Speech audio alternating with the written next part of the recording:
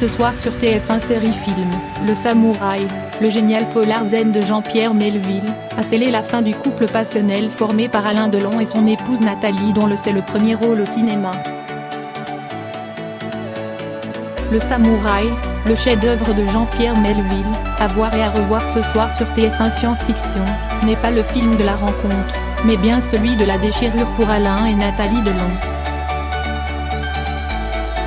Entre eux, tout a débuté au cours de l'été 1962, dans une boîte de nuit parisienne. Alain Delon est déjà une star, Nathalie Canova, future Nathalie Delon, une parfaite inconnue débarquée du Maroc où elle est née, pour devenir photographe. La suite, c'est elle qui les raconte dans l'émission Dîme, Dame, Don. Cela vous ennuierait-il de vous lever un tout petit peu, afin que je puisse prendre mon sac ? Demande la jeune fille à l'acteur qui répond vertement, prenez-le, votre sac, je n'en ai strictement rien à foutre. C'est par cet échange peu amène que s'engage l'une des grandes histoires d'amour du départ. Ils ont tous deux 20 ans et leur beauté mêle à quelque chose de troublant. Ce sont deux feux qui s'apprivoisent, s'aiment et se grillent. Ils ne se quittent plus.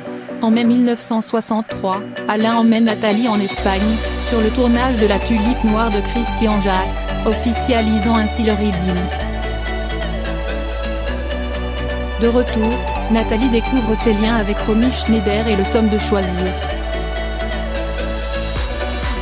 Le 18 décembre 1963, de retour d'Hollywood, l'inoubliable interprète de Sissi découvre dans leur appartement un bouquet de roses et un mot de son fiancé, « Je suis parti à Mexico avec Nathalie ».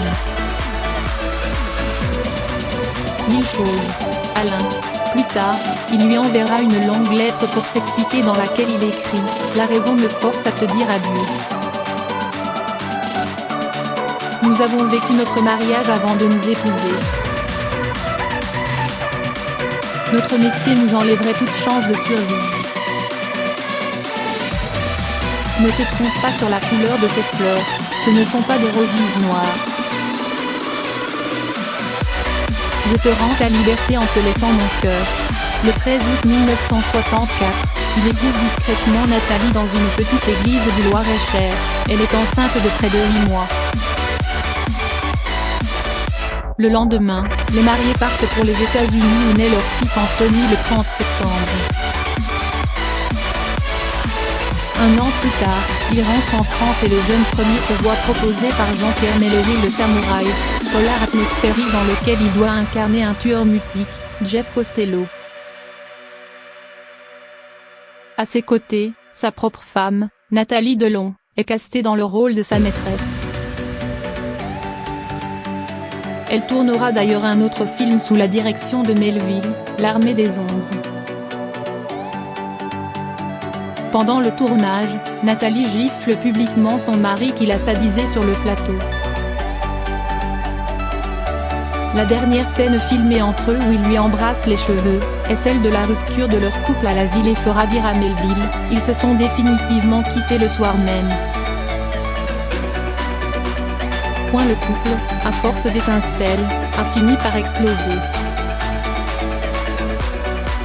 À l'issue du tournage, en 1966, c'est par la télévision que Nathalie découvre qu'Alain veut divorcer. Il a rencontré Mireille Darc sur le tournage de Jet. Le couple se séparera définitivement en 1968. Comme le résume Nathalie, on s'est aimé entre le rire et la fureur. C'est lui qui a insisté pour qu'elle garde son patronyme en lui disant « C'est le nom de notre fils ».